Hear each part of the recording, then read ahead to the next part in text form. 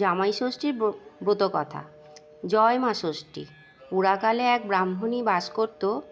তার ছিল 3 ছেলে ও 3 বৌমা। ছোট বৌমার খাবারের প্রতি ছিল ভীষণ লোভ।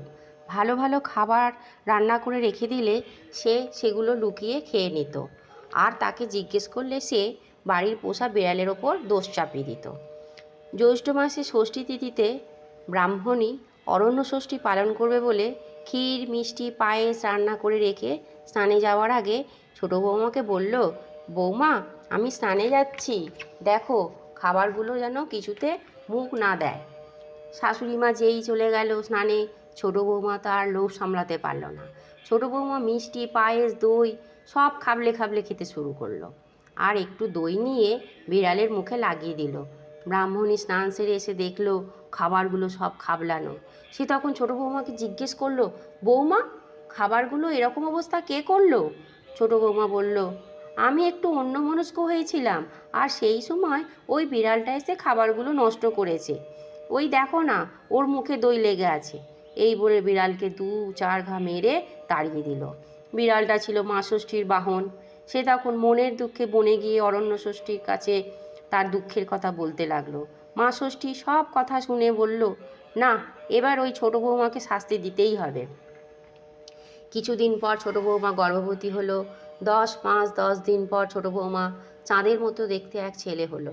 ছেলেকে নিয়ে রাতে শুলো ছোটো বৌমা, কিন্তু সকালে উঠে অবাক কাণ্ড, বিছানায় ছেলেকে আর দেখতে পেল না।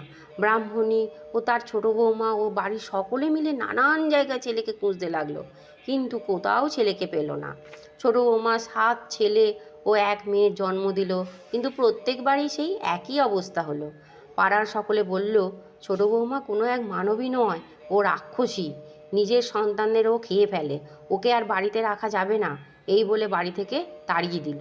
মনের দুঃখে ছোটো বৌমা বনে চলে গেল। বনে গিয়ে মা ষষ্ঠীকে ডেকে বলল, মা, আমার এ কী হলো? আমার 7 ছেলে ও 1 মেয়েকে আমি হারিয়ে ফেললাম। আমার আর বেঁচে থেকে লাভ নেই, আমাকেও তুমি মেরে ফেলো, আমাকে তুমি তোমার কাছে নিয়ে নাও। ছোটো বৌমার আক্ষেপ শুনে মা ষষ্ঠীর দয়া হলো।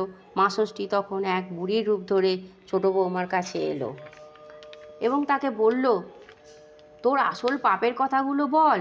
রান্না করা খাবারগুলো যখন খেয়ে বিড়ালের নামে দোষ দিতিস, তখন তোর লজ্জা করতো না?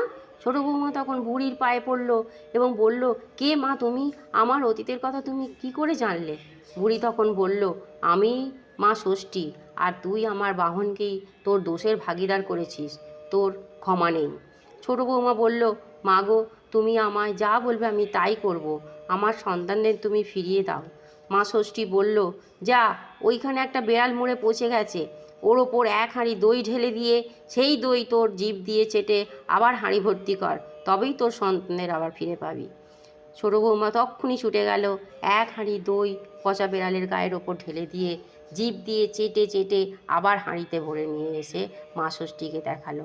মা বলল, এই অমৃত দইয়ের ফোঁটা সকলের কপালে পরিয়ে দিবি, আর মনে রাখবি, সন্তানদের কখনো বের হ, দূর হ এ কথা বলবি না, আর আমার বাহনদের কখনো তুই অপগ্রাহ্য করবি না, তাড়াবি না। মা ষষ্ঠী আগে থেকেই ছোটো বৌমার 7 ছেলে ও 1 মেয়েকে নিয়ে দাঁড়িয়েছিল। সন্তানদের পেয়ে ছোটো বৌমা খুব খুশি হলো। মা ষষ্ঠীকে প্রণাম করে বাড়ি ফিরে গেল। সন্তানদের নিয়ে বাড়ি গিয়ে ছোটো বৌমা শাশুড়িকে প্রণাম করলো। ব্রাহ্মণী তো নাতি নাতনি পেয়ে খুব খুশি হলো এবং ছোটো বৌমার মুখে মা ষষ্ঠীর অসীম কৃপার কথা শুনল।